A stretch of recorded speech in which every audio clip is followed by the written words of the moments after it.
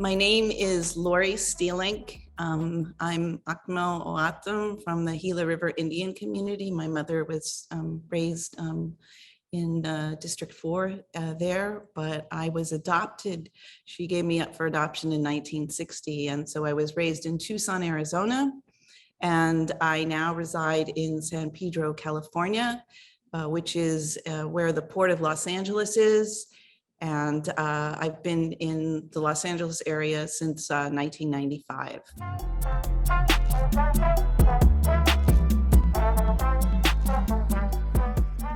The medium that I work in has changed over the years, but currently I would consider myself to be a multidisciplinary artist. I'm doing installation work these days, but I also make objects, and the objects that I make I make them so they can function as individual objects on their own, but I also make them so they can be in conversation with the other objects that I make, and then placing them in certain environments so that there's a conversation with that environment or that location, site-specific location, that adds to another layer of the conversation.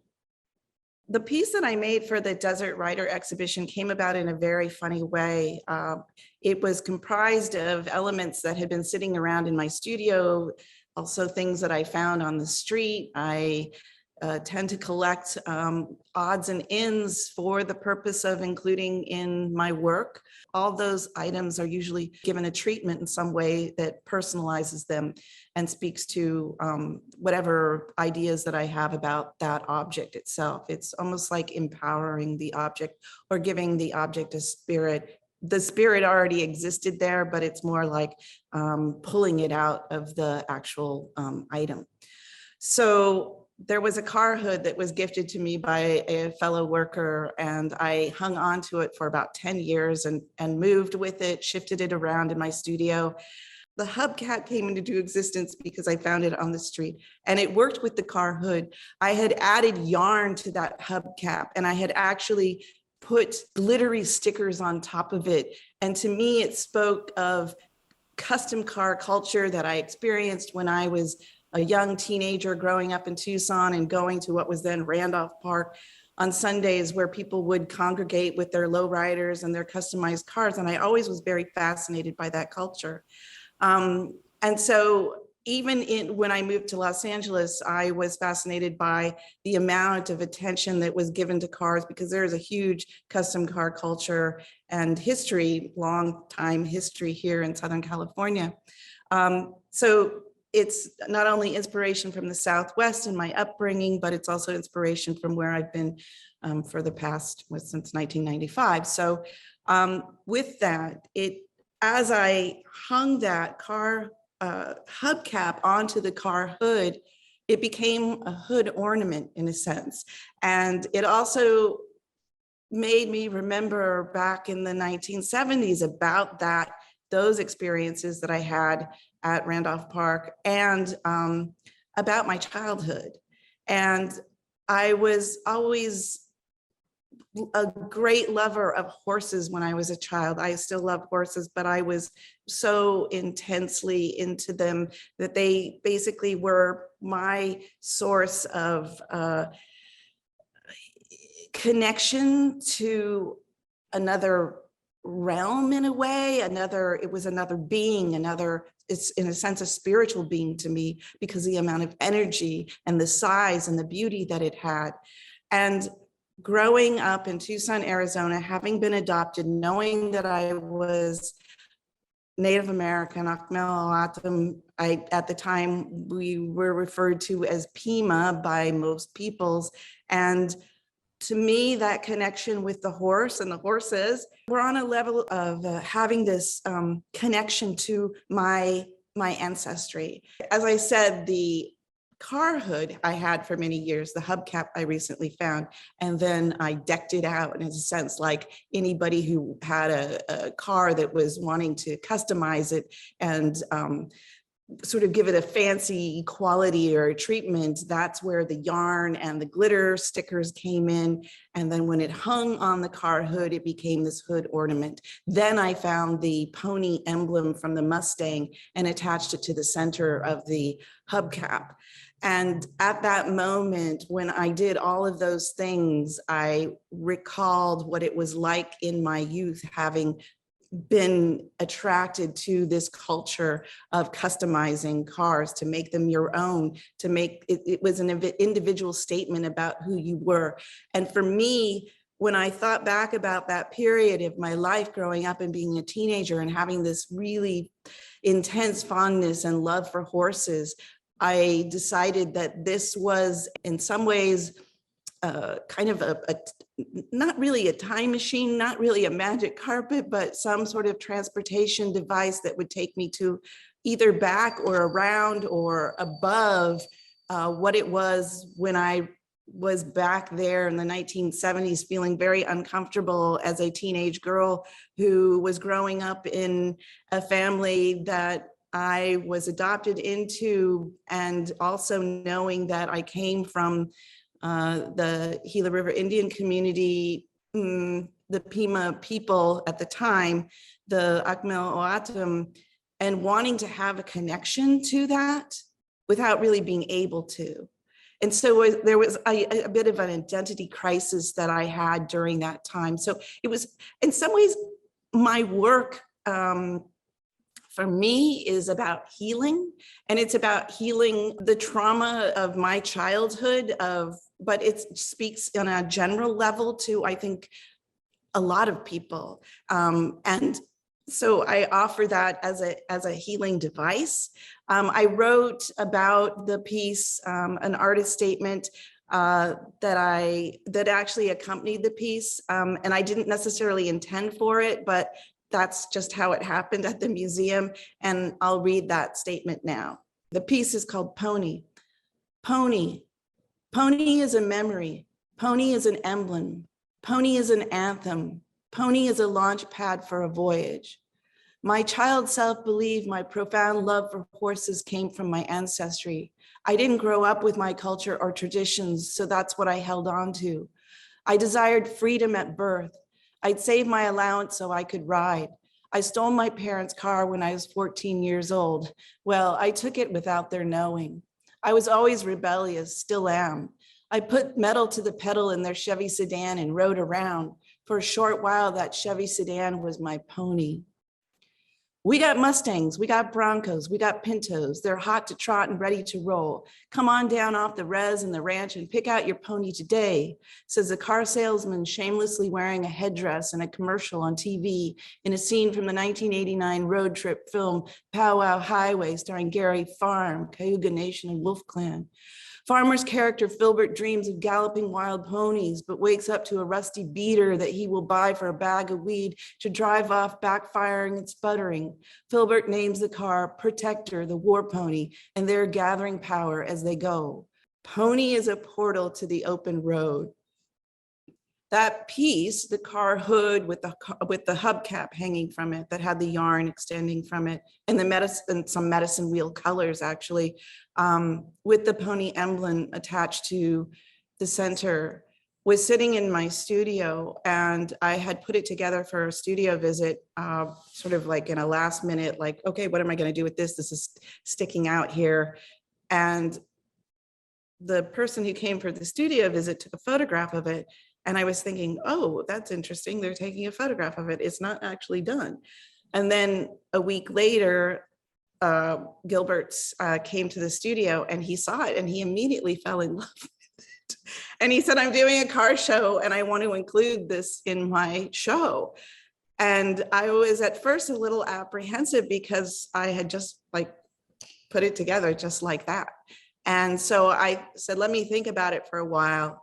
And I pondered it when I added these patterns, what I refer to as light rays, which are actually stencil paintings that extend from the top of the car hood. And from that point, there's soup can headlights to underneath the car hood so that it illuminated the light patterns. So my idea is that it sends into another realm, another dimension.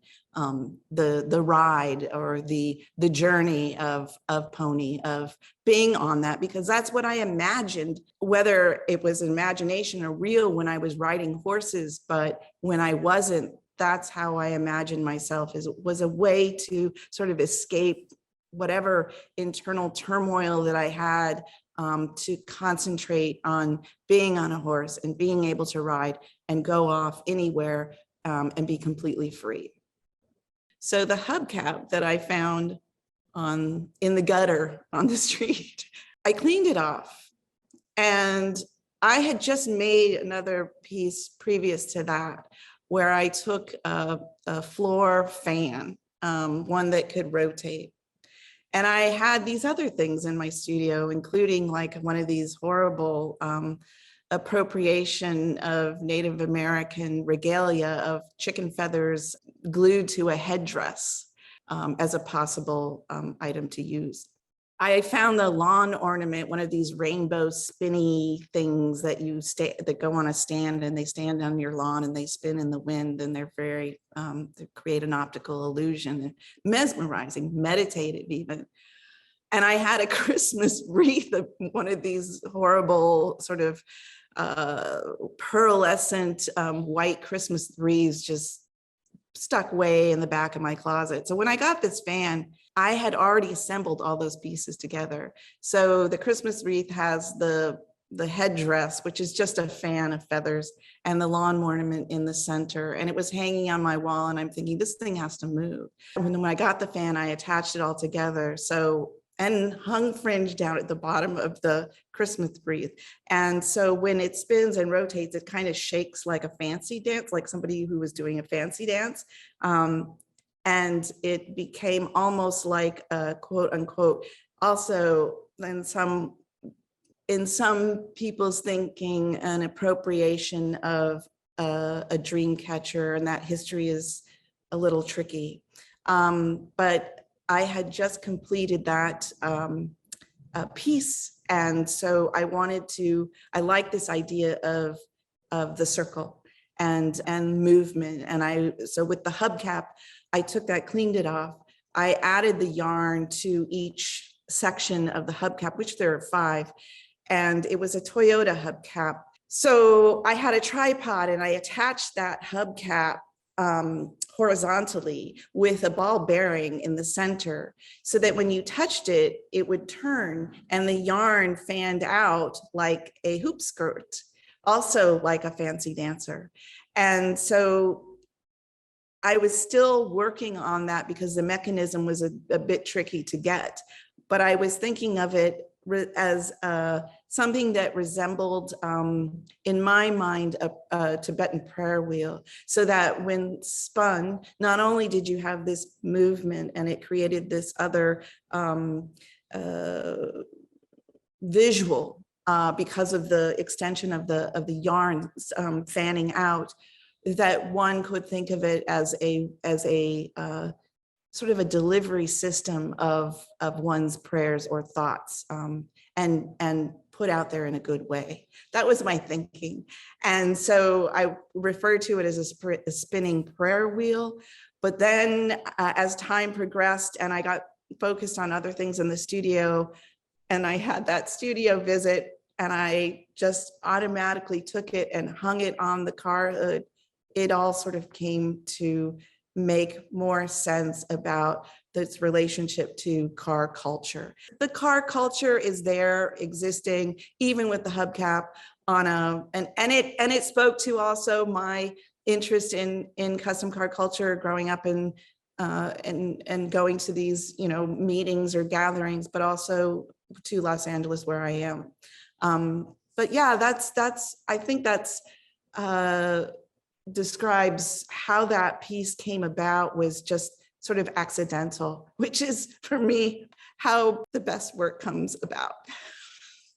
Main theme for me in my piece and how it relates to the other works is a very personal statement. And my identification, not necessarily with car culture, but with society in some way, it was and continues to be at times a very uncomfortable position to be in.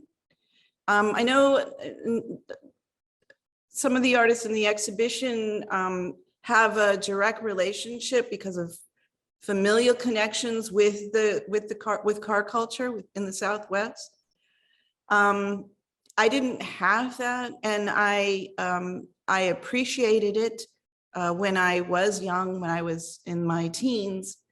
I didn't necessarily feel a disconnect, although I did notice the masculinity that it was steeped in, and that growing up in the 70s as a young teenager, grappling with that and with the inequality that existed, it was very present. And also I had a mother who was very outspoken about, she was a feminist, but about equal rights. So I recognize that, but in a lot of cases, I think just because of who I was and where I came from, even from the family who gave me up for adoption, who I didn't know, there was a sense of, it's sort of like a punk aesthetic for me, is that it was like a big kind of like, I don't care what you think, I'm just gonna go ahead and do what I want to do, not in like oh, I'm gonna, be harmful, but I want to have a certain amount of freedom to be able to express myself. I think it's more like, yes, I wanted to have the freedom to be able to express myself through music, through writing, and through visual art. I didn't necessarily have all that together when I didn't have all that together when I was a teenager, but I was very, as I said, I was very rebellious in the text that I wrote about Pony. So there was a certain kind of rebellion, but there was also this embracing of things that were unusual, which for me at the time was the car culture that existed. And I would say in Arizona and at Randolph Park, which now has another name, the people that were active in that community were mostly Latino people and Black people. And so that there was an identification too there for me, is that here are people that I am not immersed in terms of the communities, because I'm growing up in a white middle-class family, and not having a connection to my ancestry, and but wanting it, but not being able to focus on it given the age that I was. I think my piece fits in because there is this identification with wanting to belong in some way or another, and embrace things that seem like they're at a distance that maybe proves difficult to try to connect with. And I think overall, that could be maybe a general statement just about how I was feeling at the time when, and that I relate to in the piece Pony. Being from the Southwest, having grown up and spent a significant time in the desert and also being in nature, I can't help but being inspired by that. And as I said, I'm inspired by car culture. I'm inspired by a lot of things here in Southern California, but some of the work that I'm doing now, I would say actually most of the work I'm doing now, it has to do with memory and, this idea of healing. And the memory is, for me at this point in my life, is about recalling those experiences and trying to heal from those moments that gave me a lot of pain and disconnection. It wasn't until I graduated from high school and found a bunch of misfits in my job that I took after high school, after trying to go to college for a semester, who were a part of the punk scene in Tucson, and getting involved in that and becoming and recognizing that it's okay to be who you are and to embrace all those weirdness attributes that maybe they're not weird, and finding this community of people. And then when I went to art school, that was even more magnified in San Francisco. And it was at that point where people would also start to recognize, well, where are you from? Oh, you grew up in the desert. Oh, you're Native American. Oh, do you know who your family is? And I said, all I know is that my mother gave me up for adoption, and she was Pima. At the time, it was still Pima. And most of the people who took interest would always say, you need to know who your family is. You need to know, because then you know who you are. And this is something that's been echoed by many people throughout my life. But as I said, even when I was a child, I wanted to know, but I didn't have, it wasn't as focused as I aged. I think that memory, that idea of visiting those painful moments growing up, and even today, there are situations where I recognize how there's a disconnect with nature, and so there's a loss of humanity, and I feel that my work, that's my hope that I put into it, is a gift for humanity and for celebration, to basically kind of release some of that, those traumatic feelings and memories, but in a good way, in a celebratory way, in a way that will heal me first as the artist, because I'm involved in it, and hopefully it sparks some sort of connection and recognizable feelings and memories in other people that experience it. Like I said, that in the text that I wrote about Pony, it is an anthem. I mean, I look at it as being an anthem. Like I could imagine like a song of some kind, And anthem, I'm not talking about the Star Spangled Banner, no way, but a personal anthem.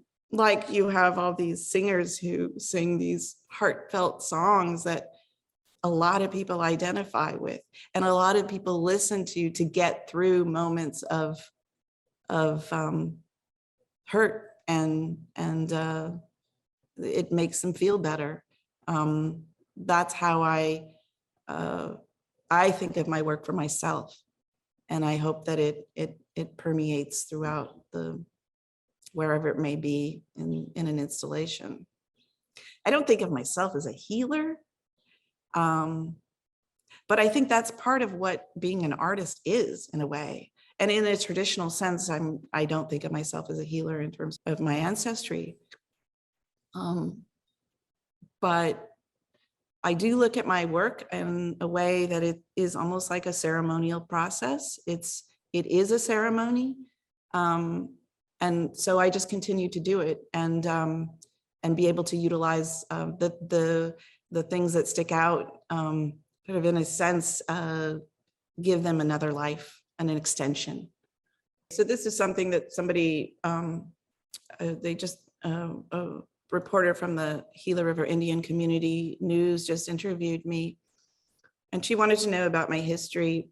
What I told her was about the process that I went through after many years, when I was finally somewhat focused as an adult, and also the internet wasn't available at the time. There were no computers really, to find out who my birth mother was.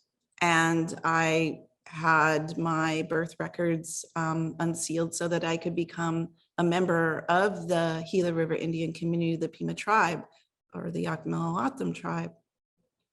And I did that. And then through that process, I was able to register with the tribe and be counted. And to me, that was very important. To me, it was really important to represent, in a sense, my tribe and my ancestry, and to honor that connection, because it's always been present in my life. And when I turned 40 and computers and the internet had been in existence for a short while, I was able to find out who my birth mother was, and I ended up meeting her. And we at first started a correspondence by writing letters and cards back and forth. But I met her, and I met all her relatives, which are now my relatives, and she has since departed. And I am in contact with my sisters, and mostly my sisters. I have some brothers, but I was just visiting my sister Avelina after the opening of the Desert Rider exhibition. And what was interesting to me, as we were driving around the reservation, she was showing me our family land, and we went on a small highway, and there was a big sign that said, "Watch for wild horses." And I remembered all of a sudden that as a child, probably coming back from Los Angeles, visiting my father's parents, to Tucson one summer and seeing wild horses off of the side of the 10, and just like, oh, it was like a religious experience. And when I saw that sign, it just brought all this like heavy, but really wonderful, because I have this connection now. I did this piece, it all sort of locked into place. It all made sense, all those feelings, and being reminded of that experience. And sure enough, we turned off onto the 10, and there was a herd of wild horses off to the side in the dust. It looked very dreamy. I mean, those horses, I feel for them a lot. It was like a very profound experience to see that and connect with that. And then to have that be on the land of our people, and to have, I don't know, that in a sense, it was maybe an epiphany of some kind, is that I am deeply rooted to the land, and I am deeply rooted to the community, even though I've been finding out and relating and connecting to it for now 20 some years. So it was like coming home. And every time I go there, it's like coming home. It's like a magnet pulling me to that area. And I think it's also, of course, self-induced, because I want to find out more about my ancestry and my culture and my traditions. And that is also part of my work, and that's part of the healing process for me.